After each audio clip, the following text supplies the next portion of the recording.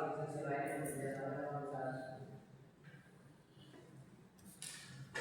Selanjutnya ada managing organizational process, yaitu penekanan pada pengolahan proses organisasi dibandingkan hanya berfokus pada struktur organisasi. Banyak perusahaan itu menggunakan struktur hierarki tradisional dan beralih ke struktur yang lebih bervariasi.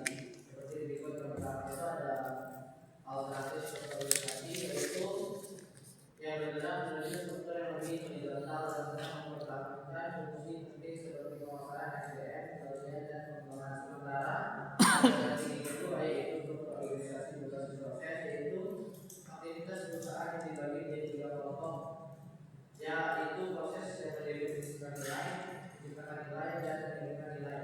Jadi pada dua struktur ini berbeda namun dapat digunakan dalam penekanan proses organisasi, serta tidak hanya untuk berfokus pada struktur organisasi utama. Oke, lanjut dulu. Selanjutnya ada organizational flexibility, yaitu organisasi modern sangat menekankan fleksibilitas dan kelincahan untuk dapat menyesuaikan diri perusahaan dengan perubahan yang ada. Perubahan Hati lehernya keseleo. perubahan untuk bergerak di Hati lehernya keseleo. dikarenakan jika perusahaan tersebut tidak dapat menyesuaikan diri dengan cepat, maka perusahaan tersebut akan tertinggal dan tidak dapat bersaing dengan masa yang baru. Di sini ada dua tipe, yaitu flexibility atau kelincahan bisnis, yaitu membuat organisasi untuk beradaptasi dengan cepat. Biasanya itu faktor-faktor yang mempengaruhi perusahaan agar dapat beradaptasi dengan cepat, yaitu teknologi, organisasi, serta cara kerja baru. 3 poin ini sangat menentukan adaptasi perusahaan untuk menyesuaikan diri dengan keadaan baru. Selanjutnya yaitu adaptability, yaitu tim yang dapat mengelola diri sendiri, yaitu dapat menjadi salah satu kekuatan organisasi modern dalam penggunaan tim yang mampu mengelola dirinya sendiri tanpa harus disesuaikan secara manual.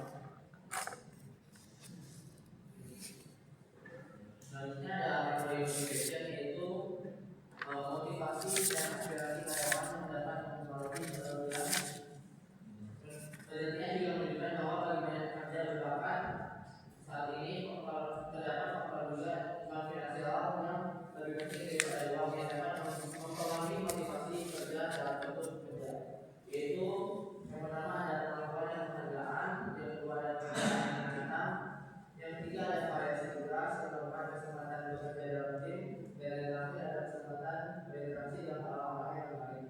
Dalam kelima poin ini dapat menentukan dan mendorong pekerja, motivasi pekerja untuk melakukan pekerjaan selain finansial. Selanjutnya ada organizing for market development strategi, yaitu perubahan organisasi yang menjadi dasar bagi perusahaan untuk menerapkan strategi yang berdasarkan pada pasar. Strategi pemasaran yang baik tidak akan berhasil jika tidak didukung oleh faktor organisasi yang besar. Yang pertama ada aligning the organization yang dibenarkan, yaitu organisasi yang semakin diarahkan untuk selaras dengan kebutuhan pasar dan pelanggan. Terjadi ketika strategi pemasaran yang semakin berorientasi pada pelanggan semakin kritis dan kebutuhan akan respon lebih besar.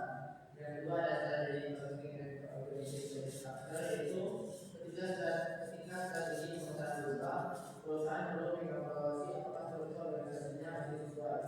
Hubungan antara strategi pemasaran dan organisasi sangat erat.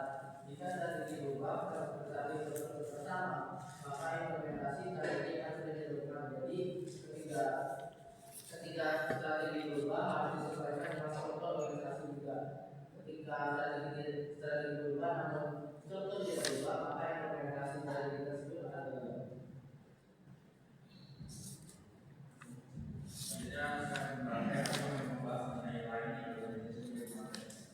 Jadi ini ada slide-nya, itu strategi marketing. Jadi itu adalah proses pemetaan struktur ada dalam komunitas pasar eksternal. Nah, bersama dari itu untuk melakukan transisi daripada hierarki vertikal yang kaku menuju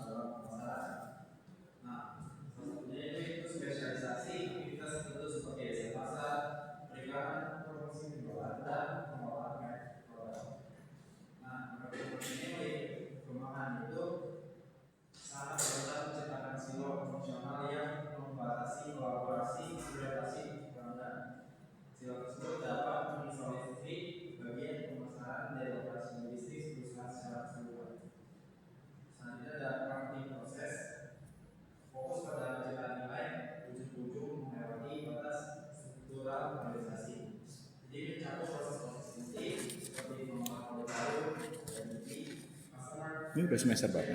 Iya. Nah, berarti udah penjurusan.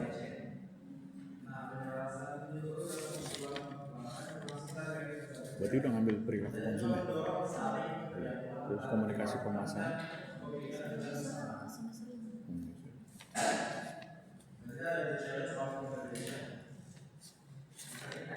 Pemasaran lanjutan udah. Metodologi penelitian lanjutan maksudnya. Udah nguasain berarti.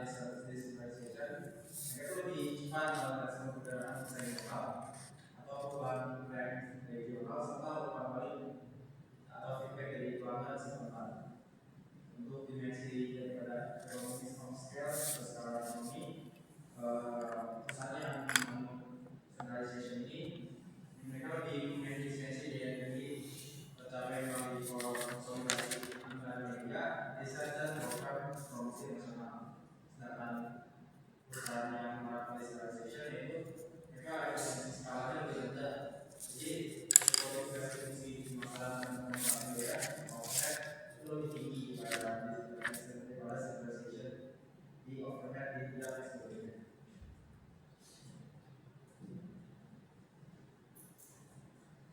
Selanjutnya ada contingency dan evaluation. Contingency ini mereka mengatakan bahwa keadaan struktur bergantung pada tingkat totalitas pasar, kompleksitas produk dan probabilitas ekonomi perusahaan. Untuk evaluation design itu mereka menilai kesuksesan struktur berdasarkan rata atau arus informasi, metric konsumen, hasil operasi, serta tujuan batin daripada perusahaan tersebut. Nah, selanjutnya itu adalah evaluation planning di mana di satu sisi para penyelenggara proyek sekali kelas menaikkan proses dinamis yang dilakukan berskala demi mempertahankan keunggulan bersaing besar terhadap kompetitor lainnya. Ya, stop dulu.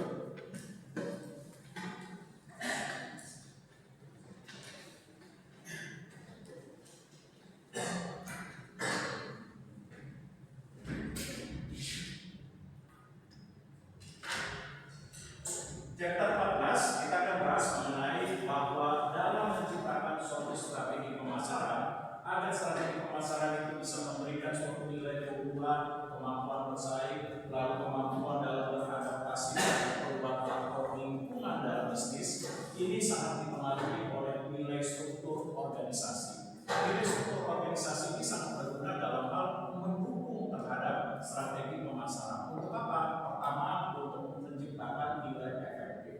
Artinya dengan adanya struktur organisasi, perusahaan bisa menciptakan nilai yang tepat untuk apa? Mengambil keputusan. Kedua, untuk melakukan evaluasi. Yang ketiga, untuk melakukan pengawasan sehingga perusahaan bisa melaksanakan strategi pemasaran dengan tepat dengan adanya struktur daripada organisasi. Nah, yang kedua apa? Struktur organisasi harus bisa menghasilkan sebuah nilai yang dinamakan efisiensi. Nah, seperti apa tuh Albert Einstein? Efisiensi. Nah, coba Albert. Ini, nah, chapter 14 nggak lari kemana-mana.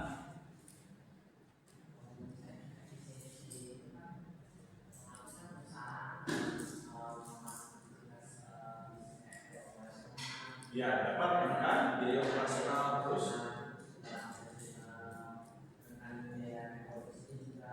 Ya.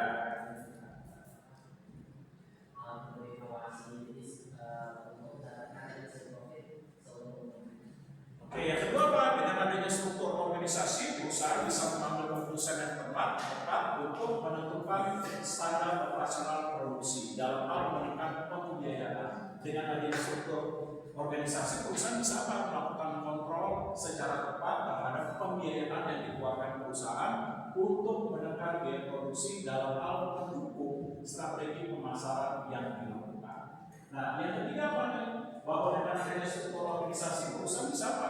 Melakukan upaya dalam beradaptasi jika terjadi perubahan faktor lingkungan pemasaran yang begitu cepat. Dengan adanya upaya yang dilakukan dalam keputusan yang efektif untuk melihat nilai realitas atau kenyataan yang dihadapi perusahaan terhadap persaingan yang ditimbulkan. Nah, oleh sebab itu dengan adanya struktur organisasi, perusahaan bisa mengambil keputusan yang tepat dalam hal melakukan perubahan yang mempengaruhi terhadap strategi pemasaran yang diputuskan oleh perusahaan. Nah, yang selanjutnya apa? Dengan strategi perusahaan bisa apa? Melakukan upaya dalam evaluasi. Nah, dengan adanya struktur organisasi, perusahaan bisa melakukan evaluasi terhadap apa? Keberhasilan, bagaimana penerapan terhadap strategi yang disesuaikan dengan tujuan dan sasaran, apakah sudah sesuai atau belum, sehingga nantinya dengan struktur organisasi perusahaan bisa melakukan evaluasi dengan mengadakan pertemuan, rapat, membahas apa kekurangan-kekurangan sehingga perbaikan bisa dilakukan. Nah, inilah kegunaan dari struktur organisasi. Nah, dalam struktur organisasi, pertanyaan selanjutnya, apakah struktur organisasi itu bisa mengalami perubahan atau change? Nah, coba Muhammad Gandhi. Nah, apakah struktur organisasi atau desain daripada organisasi di chapter 14 bisa mengalami sebuah nilai perubahan?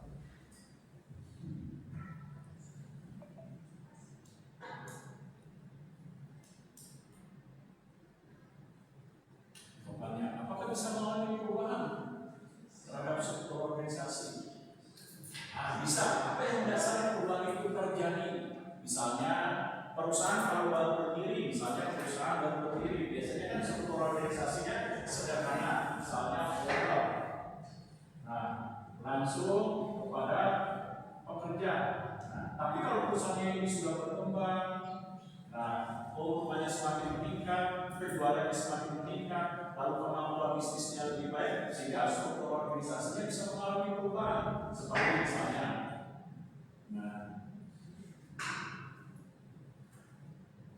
misalnya ini owner, ini nanti ada unit penjualan, produksi, SDM, terus misalnya pemasaran, nah bisa mengalami perubahan. Nah, kenapa struktur organisasi bisa mengalami perubahan? Misalnya dua contoh sederhana ini. Nah, apa yang menyebabkan struktur organisasi mengalami sebuah perubahan?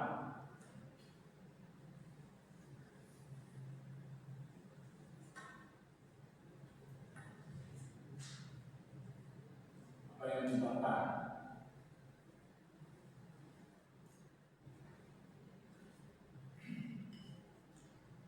Pertama,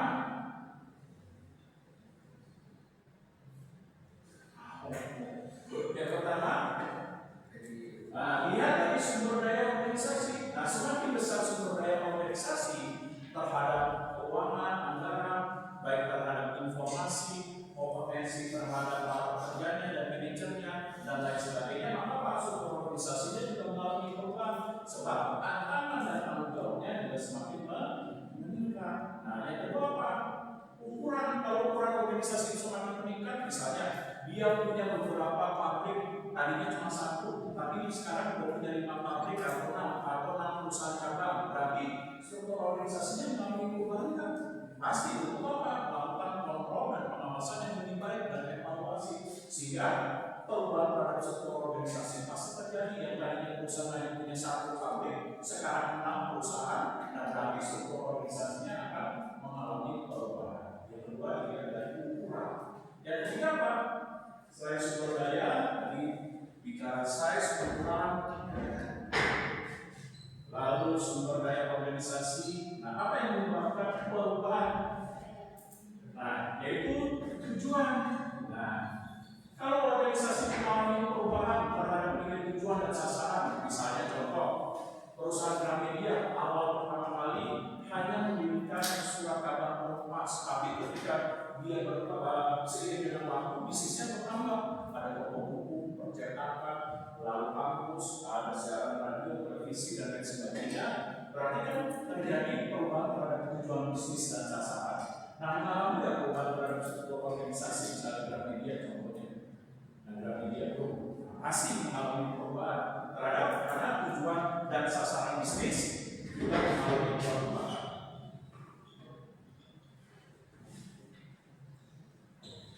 Nah, apalagi yang menyebabkan perubahan dalam struktur organisasi? Pemimpin. Nah, bisa perubahan terhadap nilai pemimpin seperti apa nih? Perubahan pemimpin sehingga mengakibatkan bisa perubahan terhadap nilai struktur organisasi. Bisa menambah struktur organisasi seperti Prabowo kan menambah struktur organisasi. Nah, yang tadinya 40 menteri menjadi 100 menteri beserta dengan wakil menteri dan asisten menterinya. Yang tadinya cuma 40. Nah, ini bisa perubahan terhadap struktur organisasi seperti penambahan. Juga bisa mengalami pengurangan terhadap struktur organisasi. Nah, seperti zaman Gus Dur, di mana kementerian pernah mengalami pengurangan cuma 35 kementerian. Nah, ini pernah mengalami pengurangan. Nah, berarti apa nih yang menyebabkan terjadinya perubahan struktur organisasi dan pemimpin karena perubahan terhadap visi maupun misi yang ditanamkan dalam organisasi. Sehingga untuk visi dan misi berarti terjadi perubahan terhadap nilai struktur organisasi. Nah, lalu lagi, perubahan struktur organisasi selain visi, misi. Nah, kira-kira apa nih perubahan struktur organisasi selain misi dan visi? Nah, contoh kayak SM ini awal pertama kali berdiri, nah itu adalah lembaga khusus pelatihan akuntansi. Tapi seiring dengan waktu, akhirnya TSM ini berubah. Yang tadinya lembaga khusus pelatihan untuk akuntansi dan manajemen, akhirnya menjadi lembaga pendidikan formal yang menawarkan program studi ekonomi dan bisnis. Nah, berarti TSM ini menjadikan perubahan struktur organisasi. Kenapa itu bisa? Saya kasih contoh.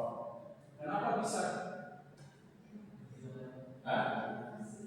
Karena terjadi perubahan nilai orientasi terhadap nilai bisnis dari awalnya. Nah, contoh kalau dari awalnya mengalami perubahan, berarti menuntut perubahan terhadap struktur organisasi agar pengelolaan bisnisnya menjadi lebih baik. Sama seperti Nokia, pernah ingat? Nokia pernah baca artikelnya. Nokia pernah mengalami perubahan struktur organisasi dari apa? Perusahaan pabrik kertas ke jenis bisnis yang berubah ke industri handphone, sehingga apa? Mengakibatkan perubahan terhadap struktur organisasi. Nah, lalu apalagi? Karena adanya faktor nilai lingkungan seperti apa? Sehingga menuntut terhadap perubahan nilai struktur organisasi. Misalnya contoh kayak Honda, Yamaha. Ketika Honda Yamaha memasuki kawasan bisnis internasional, ada di Asia, di Eropa. Nah, terjadi perubahan struktur organisasi. Nah, kenapa? Bukan karena faktor lingkungan yang dipengaruhi oleh nilai persaingan yang semakin ketat kompetitif, sehingga Yamaha, Honda, Suzuki memaksa untuk perubahan struktur organisasi agar memiliki kemampuan bersaing, seperti strategi pemasaran harus mengambil keputusan dengan cepat, lalu pengawasan kontrolnya harus sebaik mungkin, yang ketiga evaluasi organisasi harus sebaik mungkin. Nah, ini dia. Sehingga menuntut terjadinya perubahan terhadap struktur organisasi. Nah, faktor lingkungan. Begitu juga terhadap misalnya apa nih? Teknologi. Sekarang teknologi semakin maju atau tidak? Nah, semakin maju apa buktinya teknologi semakin maju? Buktinya. Oke, sekarang sudah berbasis kepada elektronik dan teknologi informasi. Nah, sehingga bagaimana nih bentuk pengawasan, kontrol, evaluasi, perencanaan organisasi mengalami perubahan kan? Mengalami, sehingga untuk mendukung terhadap hal tersebut, terhadap perubahan faktor lingkungan dipengaruhi oleh teknologi, berarti struktur organisasi bisa mengalami perubahan. Seperti pengawasan yang dilakukan perusahaan bisa dengan menggunakan struktur organisasi yang berbasis kepada elektronik atau digital. Nah, oleh sebab itu, ketika perusahaan ingin memutuskan struktur organisasi, harus mempertimbangkan berbagai kriteria. Nah, apa kriterianya? Nah, kriteria yang dipertimbangkan ketika perusahaan ingin memutuskan dalam penggunaan struktur organisasi. Nah, apa kriterianya? Oke. Nah, selain itu jangan lupa untuk komunikasi. Nah, bagaimana bentuk komunikasi yang dihadirkan dalam hal arus informasi untuk pengambilan keputusan, perencanaan, evaluasi, dan kontrol yang tepat dalam mendukung nilai strategi pemasaran. Nah, bagaimana komunikasinya yang diciptakan? Seperti menciptakan arus informasi, koordinasi, dan lain sebagainya. Nah, kriteria apa yang perlu dipertimbangkan? Nah, yang paling penting kira-kira kriteria yang perlu dipertimbangkan dalam memutuskan atau menciptakan dan menggunakan struktur organisasi selain komunikasi. Nah, tadi saya sudah bahas juga selain size, ukuran, sumber daya organisasi, lingkungan, apalagi kriterianya selain komunikasi. Ya, oke, harus memperhatikan bagaimana upaya dalam mengatur pembagian tugas, kewenangan, dan tanggung jawab secara tepat agar masing-masing dalam struktur organisasi bisa berfungsi dengan baik. Misalnya departemen pemasaran. Nah, bagaimana tugas dan kewenangannya? Unit kerjanya apa saja? Departemen keuangan, unit kerjanya apa saja? Apa tugas dan kewenangannya?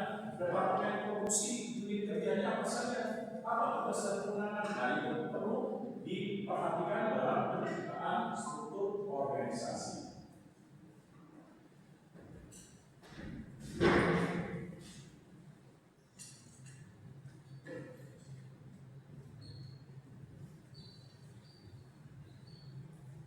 Nah, apa berikutnya yang perlu diperhatikan dalam kriteria struktur organisasi? Yang pas span of, bukan span of money, span of control. Nah, apa itu span of control? Ya, bagaimana cakupan yang mengatur mengenai garis kewenangan. Nah, siapa garis kewenangan yang mengatur terhadap organisasi untuk apa? Mengambil keputusan, melakukan perencanaan, melakukan evaluasi, koordinasi, distribusi terhadap informasi. Siapa span of control yang mengatur terhadap kewenangan tersebut sehingga menciptakan keteraturan dalam organisasi dalam apa? Bisnis yang dijalankan. Seperti dalam hal keputusan dalam strategi pemasaran.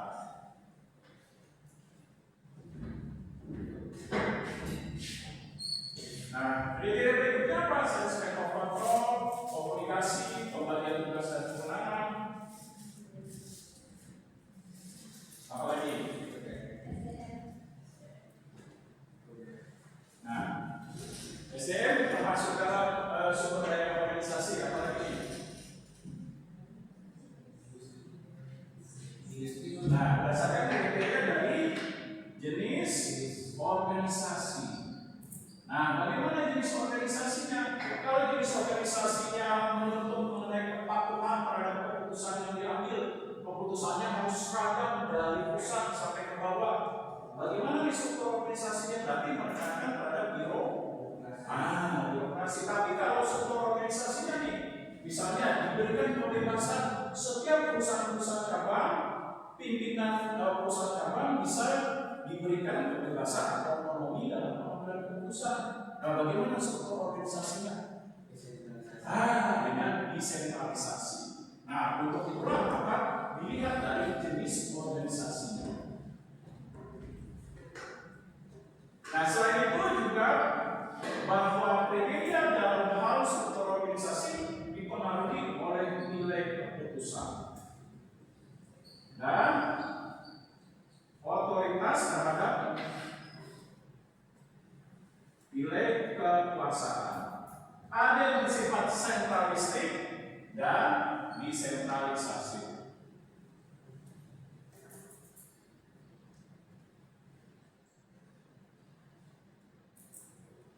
Nah, apa perbedaannya sentralistik dan desentralisasi? Ya. Oke, keputusannya harus sama, seragam dari atasan, tidak boleh untuk dirubah. Nah, sehingga terjadi keseragaman terhadap keputusan, baik keputusan terhadap tujuan, sasaran, kebijakan, sistem maupun terhadap strategi pemasaran yang digunakan. Nah, perusahaan cabang tidak boleh memodifikasi keputusan atau misalnya menambahkan.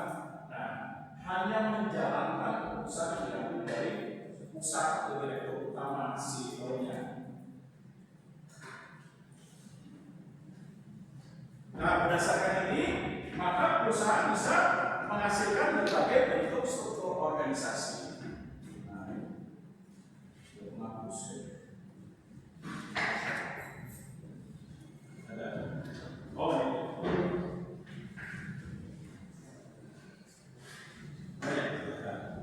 Nah, pertama struktur organisasi berdasarkan fungsi bisnis.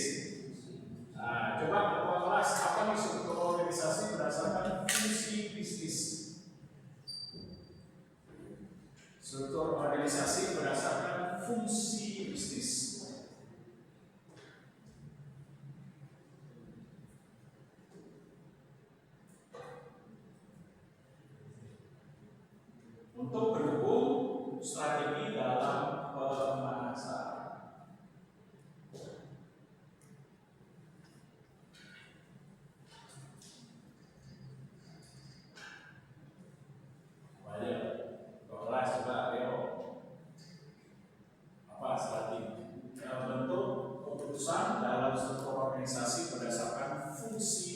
atau sering juga disebut functional of business.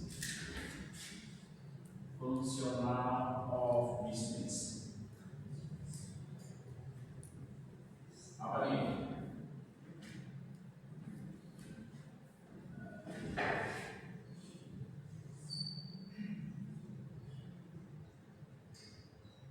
Nah, misalnya secara sederhana seperti ini apa berarti?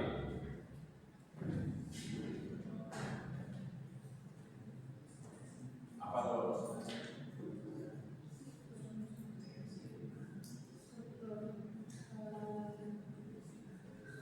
Apa berarti struktur organisasi yang diciptakan dan diputuskan dan diimplementasikan dengan apa? Mengelompokkan berbagai unit kerja yang sama ke dalam satu departemen. Contoh, misalnya ada unit promosi, ada unit public relation, ada unit iklan, ada unit penjualan. Biasanya dimasukkan ke dalam satu departemen yang sama menjadi apa? Departemen pemasaran. Nah, lalu ada bagian produksi, ada bagian pengemasan, ada bagian pengecekan produk, ada bagian dalam hal pemeriksaan bahan baku. Nah, itu masuk ke dalam satu departemen pengelolaan yang sama berarti departemen apa? Departemen produksi. Ada bagian pembuatan laporan keuangan, nah, pencatatan dan pelaporan PPN, piutang, utang perusahaan. Lalu ada bagian penagihan, masuk ke dalam bagian apa tuh? Departemen keuangan. Nah, inilah fungsional daripada nilai bisnis. Nah, selanjutnya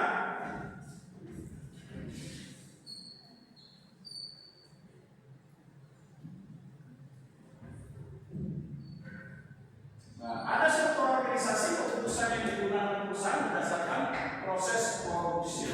Nah, coba lihat ini seperti apa nih? Berdasarkan proses produksi.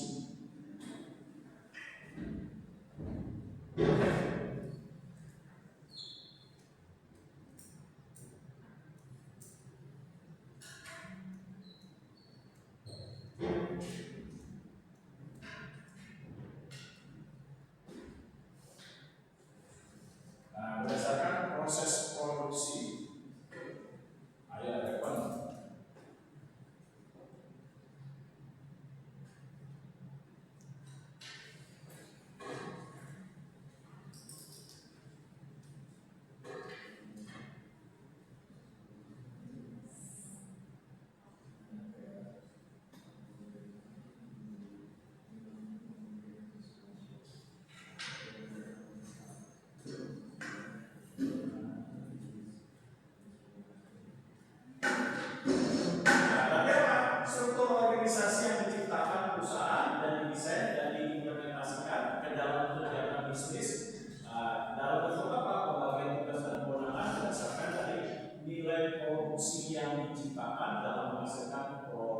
Misalnya contoh perusahaan Toyota.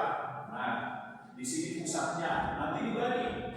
Ada bagian di sini pembuatan desain interiornya, ada pembuatan terhadap desain eksteriornya, lalu pengecekan, lalu pembuatan desain mesin, sampai kepada bagaimana suspensinya sampai kepada produk jadi berupa mobil. Nah, inilah merupakan bentuk struktur organisasi berdasarkan proses produksi.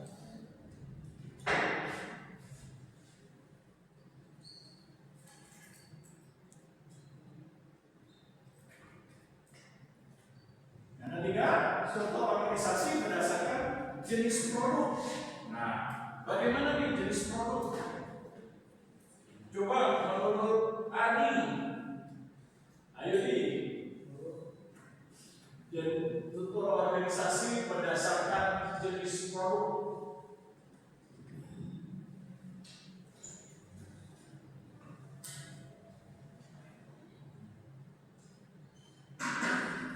Ya, silakan. Berarti jenis produk itu apa? Struktur organisasi dalam pembagian tugas, kewenangan, tanggung jawab, komunikasi yang dilakukan, perencanaan, pengambilan keputusan, dan kontrol berdasarkan dari produk yang biasa dihasilkan oleh perusahaan. Contohnya apa? Ini contohnya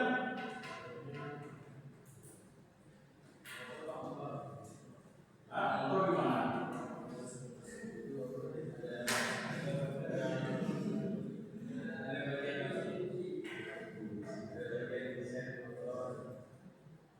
Bukan, kalau motor itu jenis berdasarkan dari proses produksi. Misalnya motor ada bagian desainnya, ada bagian khusus mesinnya, ada bagian untuk pengecekan suspensinya, ada bagian untuk mengecek terhadap kestabilan mesin. Nah, sampai kepada produk jadi yaitu motor, berarti organisasinya itu berdasarkan proses produksi.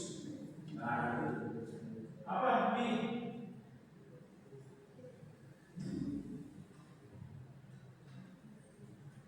Contohnya kayak Samsung. Misalnya Samsung. Berdasarkan jenis produk apa? Ada Samsung di sini khusus produk handphone. Ada produk khusus untuk kebutuhan teknologi rumah tangga, yaitu untuk produk terhadap teknologi informasi kayak laptop, notebook dan lain sebagainya. Lalu apa lagi? Ada produk elektronik rumah tangga atau entertainment. Nah, seperti TV, smart TV, speaker, AC dan lain sebagainya. Nah, ini contoh jenis produk.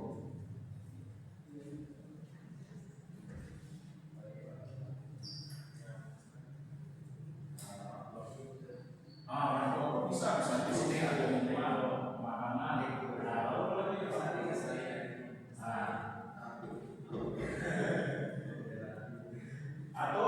ada berdasarkan jenis usaha. Nah, berdasarkan struktur organisasi jenis usaha. Seperti apa nih contohnya? Nah, jenis usaha. Nah, coba kasih contoh.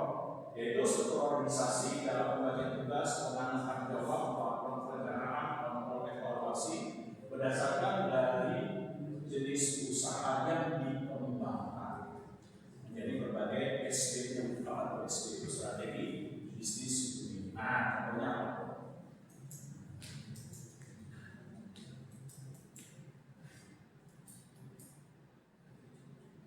Gampang aja gitu konsepnya kayak Astra tuh. Nah, Astra gimana tuh? Ada berbagai jenis usaha. Astra kayak apa tuh? Nah, kayak misalnya Astra. Nah, ada jenis usaha berdasarkan financing. Nah, lalu lagi Astra dan penyediaan suku cadang dan servis halal. Lalu lagi jenis usahanya. Oke, Astra dan penyediaan alat-alat. Nah, kontraktor. Lalu lagi Astra dalam pembelian asuransi Astra internasional. Nah, ini berdasarkan jenis usaha. Nah, SPU.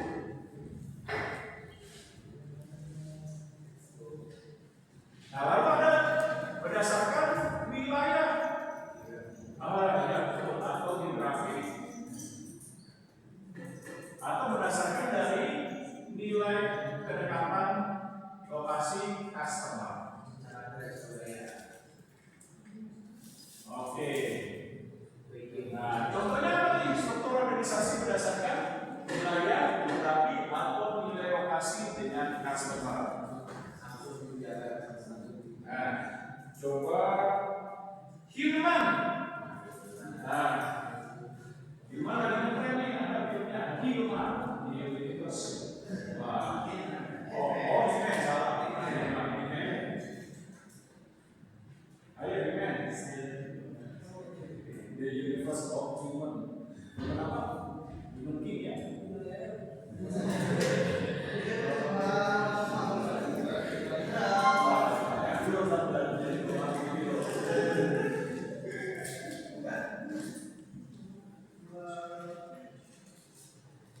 Ayo teman, apa berdasarkan nilai customer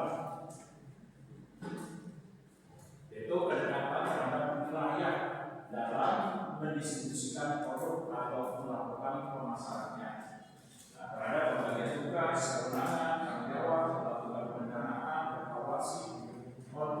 serta keputusan dalam strategi pembangunan. Nah, contohnya itu nilai berdasarkan faktor wilayah geografi.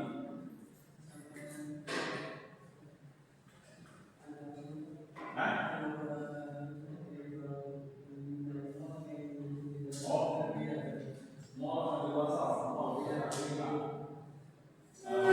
contohnya seperti misalnya yang gampang sederhana kayak perusahaan Toyota. Nah, dia ada yang mendistribusikan produknya di wilayah berdasarkan wilayah Asia. Asia apa saja?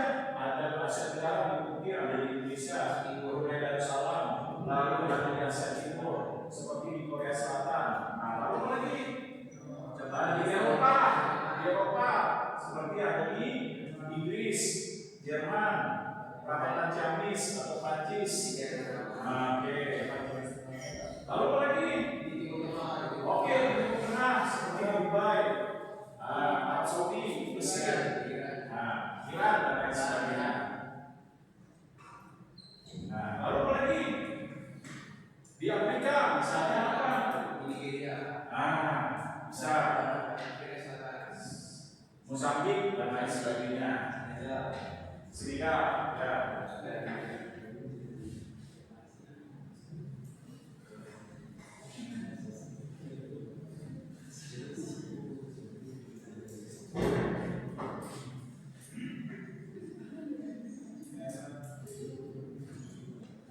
ada struktur organisasi berdasarkan matriks.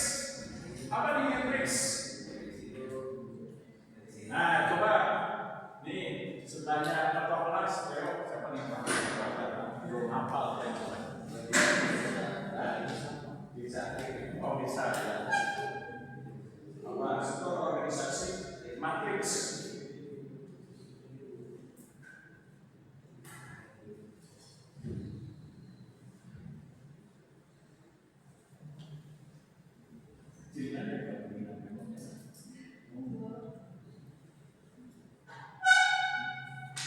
Apa matriks? Matriks itu Pak yang di film, kalau di film bisa. Nah, itu kan ada di film. Apa matriks?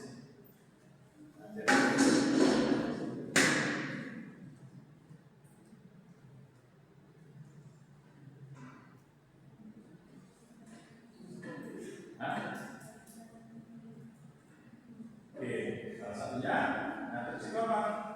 Struktur organisasi yang dibuat dengan memiliki nilai keunggulan berupa menjalankan suatu proyek untuk mengambil keputusan yang cepat atau mengantisipasi terhadap perubahan, untuk melakukan evaluasi dan kontrol yang cepat dalam mengatasi penyelesaian suatu proyek.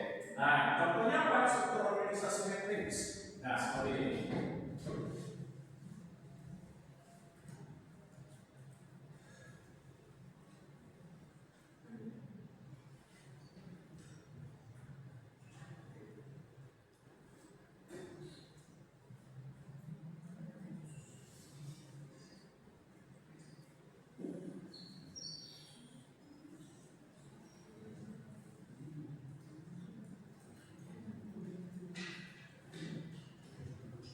Nah, inilah struktur organisasi matriks yang menghadirkan bentuk struktur organisasi hybrid. Seperti dari bawah bisa melakukan upaya dalam hal menyampaikan informasi. Nah, sehingga struktur organisasi matriks ini akan berguna dan efektif apabila setiap individu organisasinya memiliki kompetensi yang keahlian yang sama supaya menyeimbangkan terhadap komunikasi, kontrol dan pengawasan serta keputusan dan perencanaan dalam melakukan atau menjalankan nilai struktur organisasi seperti dalam bentuk proyek.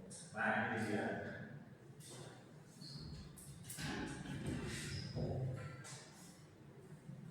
Bagaimana kalau struktur organisasi bisa mengalami perubahan? Ingat, struktur organisasi bukan seperti benda mati atau seperti sistem negara. Nah, kalau sistem negara kan nggak boleh berubah. Seperti contoh negara Kesatuan Republik Indonesia, kalau memang demokrasi ya demokrasi. Kalau mengalami perubahan, berarti perubahan terhadap keseluruhan aspek kehidupan dalam bernegara. Nah, biasanya prosesnya akan lama kalau perubahan terhadap sistem kenegaraan. Nah, kalau negara tidak boleh mengalami perubahan terhadap struktur organisasi. Kalaupun bisa dimodifikasi. Contoh kayak China kan, sistem ekonominya mengikuti barat kapitalisme, tapi dalam penyelenggaraan pemerintah dia tetap bentuknya sosialis. Nah, tidak mengalami perubahan, hanya dalam hal ekonominya saja. Nah, kalau struktur organisasi bisa mengalami perubahan, bentuknya bagaimana perubahan dalam struktur organisasi? Menurut Erwin, coba pilih struktur organisasi dalam perubahan, bentuknya seperti apa?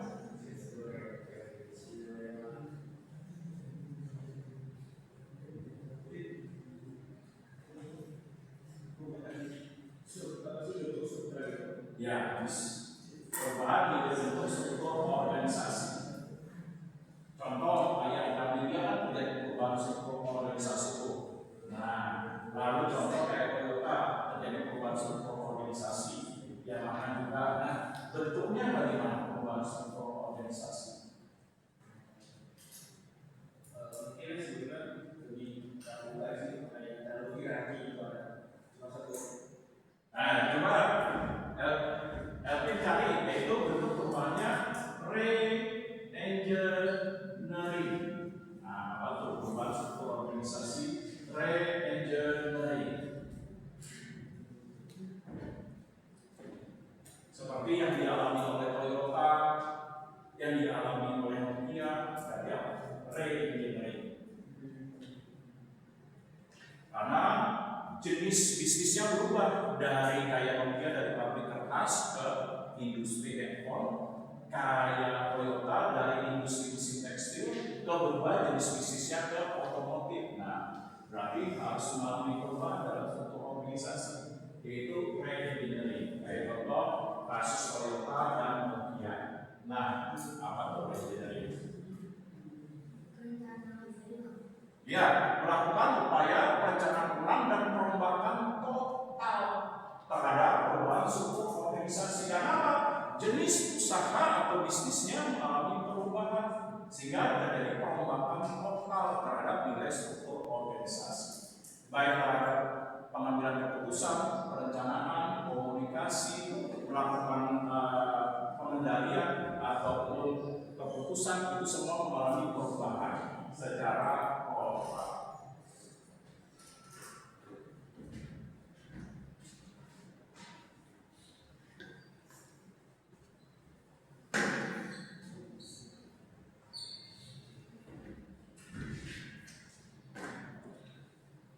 Nah, uang ada, Justin uang. Uang pokok. Perubahan struktur organisasi yaitu downsize.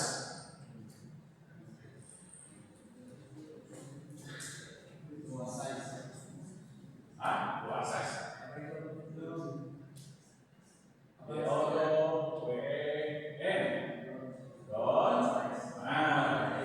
Apa itu size?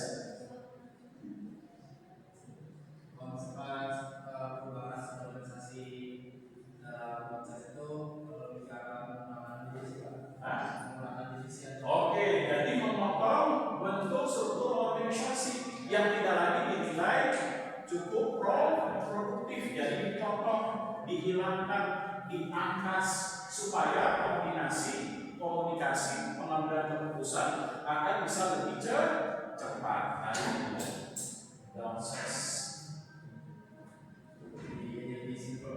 Iya, betul. Nah, yang ketiga, coba cari apa istilahnya, yaitu perubahan terhadap struktur organisasi dengan melakukan upaya menambah nilai departemen atau unit kerja. Nah, coba kalian cari apa istilahnya.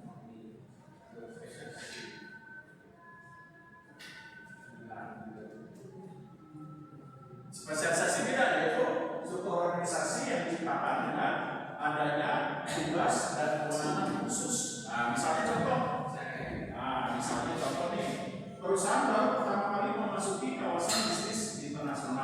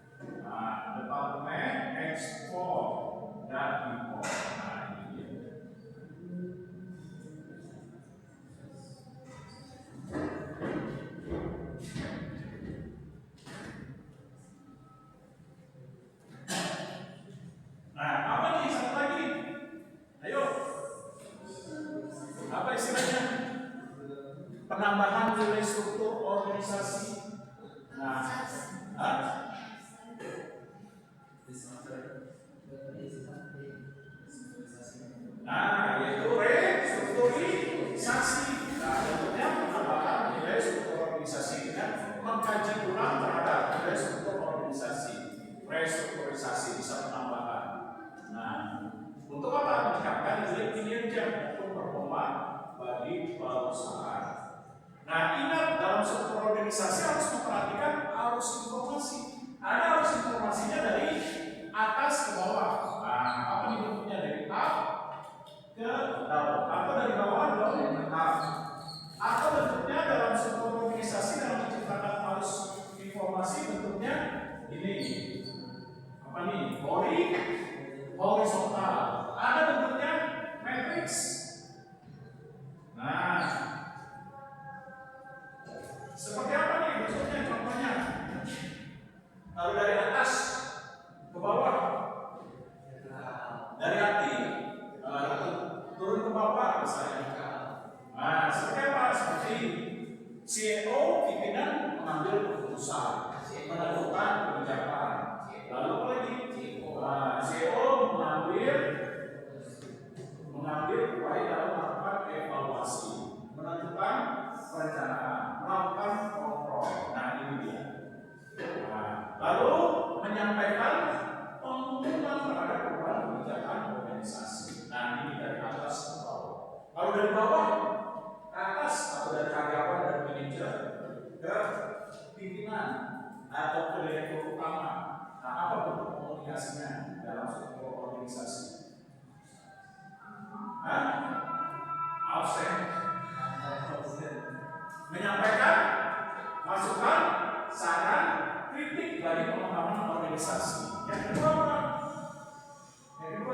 menyampaikan laporan, bentuk laporan kinerja, laporan produktivitas, laporan mengenai penjualan. Nah, ini dia.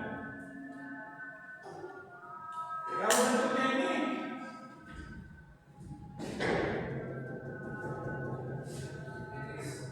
bukan horizontal.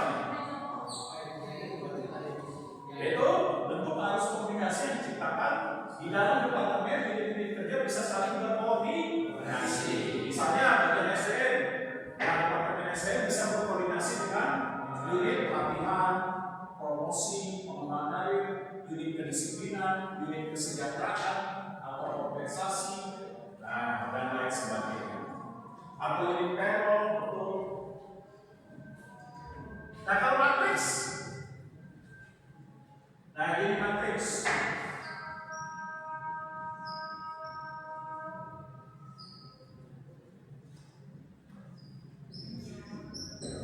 Apa nih matriks? Iya, bentuk komunikasi, koordinasi, dan arus informasi yang bisa berkomunikasi terhadap departemen yang berbeda. Misalnya, departemen keuangan bisa berbagi informasi tentang pemasaran bisa ke produksi bisa ke SDM. SDM bisa menyampaikan komunikasi ke departemen riset dan development, atau bahasa Indonesia-nya penelitian dan pengembangan. Nah, ada yang mau ditanyakan? Udah sampai di penghujung. Ada? Oke. Kalau begitu manfaatnya apa nih struktur organisasi? Manfaatnya terakhir sebelum nanti kesimpulan. Nah, kesimpulan mau yang di kanan atau di kiri atau di tengah? Oh, yang di tengah. Oke. Oh, di sana. Oke. Nah, apa manfaatnya di struktur organisasi dalam strategi pemasaran? Kira-kira manfaatnya? Oke, data itu bisa melakukan pengelolaan tugas, kewenangan dan tanggung jawab secara efektif dalam mendukung strategi pemasaran untuk menghasilkan keunggulan. Oke, yang kedua, apa manfaatnya? Oke, kemudahan dalam koordinasi sehingga perusahaan bisa mengembangkan terhadap strategi pemasaran yang tepat terhadap bentuk keputusan. Oke, yang ketiga, Oke, dengan adanya struktur organisasi bisa meningkatkan nilai komunikasi dalam arus informasi untuk melakukan upaya kontrol, pengawasan, dan perencanaan yang baik, sehingga implementasi dalam strategi pemasaran bisa dilakukan secara tepat. Oke, yang ketiga, yang keempat terakhir, ya dapat meningkatkan produktivitas dengan adanya struktur organisasi berupa pengawasan yang dilakukan berdasarkan terstrukturisasi dan sistematik mengikuti ketentuan dari struktur organisasi. Nah, oke. Yang terakhir, nah kata teman-teman bisa deh sudah di pojok apa kesimpulannya? Oh ya, sana. Nah, karena tadi kita di belakang apa itu sudah 1, 2, 3, 4.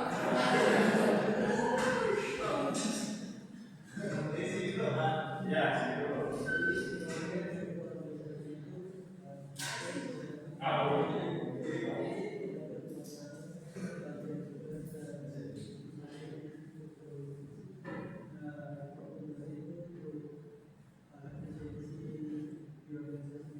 Oke, struktur organisasi memiliki peranan dalam apa tadi? Menciptakan nilai efektif, efisiensi, menghasilkan keunggulan, kemampuan bersaing, mendukung strategi pemasaran, dan lain sebagainya.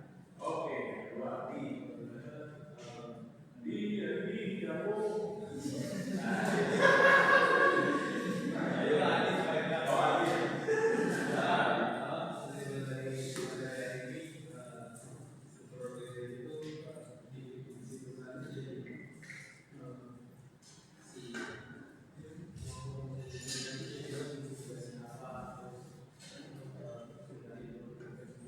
Oke, berarti apa tuh bahasanya? Dengan adanya struktur organisasi bisa memberikan nilai tambah yang lebih dalam hal mempertegas terhadap kewenangan, tugas, tanggung jawab, dan penyelenggaraan organisasi berdasarkan spesialisasi sehingga mendukung dalam hal produktivitas sebagai bentuk implementasi dari strategi pemasaran. Oke, ayo lakukan extend. Nah, ini bukan oh, oke. Ya, kembali saya pikir ini oke. Ayo, oke, masuk. Iya, harus kasih 250 juta.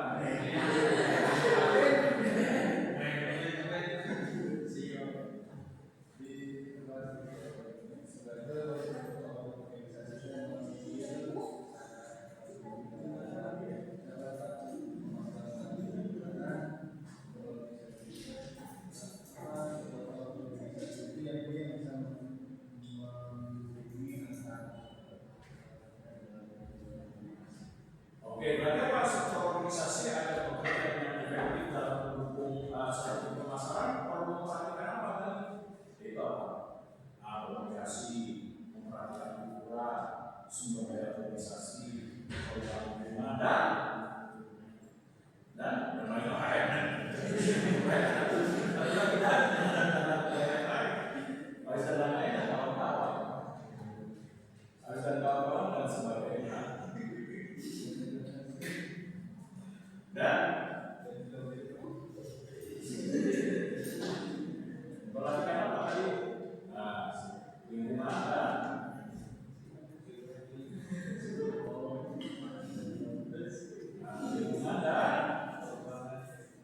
jenis bisnis serta tujuan dan sasaran. Oke, terakhir nih.